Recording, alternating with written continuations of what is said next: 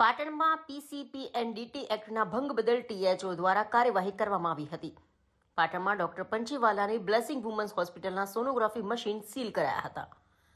પાટણ આરોગ્ય તંત્ર દ્વારા શહેરની એક જાણીતી ગાયનેક હોસ્પિટલમાં પીસીપીએનડીટી એક્ટના ભંગ બદલ 2 સોનોગ્રાફી મશીન સીલ કરવામાં આવતા ડોક્ટરોમાં ફફડાટ પ્રસરી જવા પામ્યો હતો.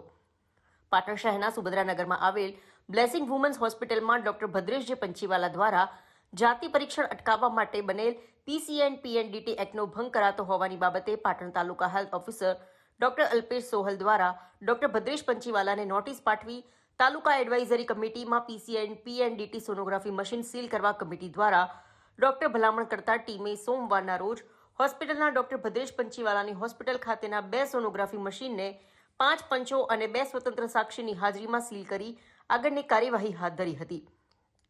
પાટણ તાલુકા હેલ્થ ઓફિસર અને તેમની ટીમ દ્વારા પાટણના સુભદ્રાનગર વિસ્તારમાં આવેલ ડોક્ટર ભદ્રેશ પંચીવાલાની બ્લેસિંગ્સ વુમન હોસ્પિટલ ખાતે હાથ ધરાયેલી તપાસ દરમિયાન નીતિ નિયમોના ભંગ બદલ સોનોગ્રાફી મશીન સીલ કરવાની કડક કાર્યવાહી હાથ ધરાતા બાબુ કે બેબીનું લિંગ પરીક્ષણ કરવામાં આવતા સંકળાયેલ અન્ય ગાયનિક તબીબોમાં ફફડાટ પ્રસરી જવા પામ્યો હતો.